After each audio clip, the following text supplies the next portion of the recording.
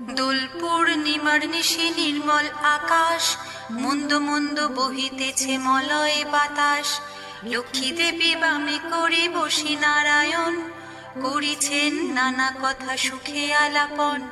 হেন কালে বিনা করে এলো মুনিবর, উপনীত হইলা আসি বৈকুণ্ঠ নগর।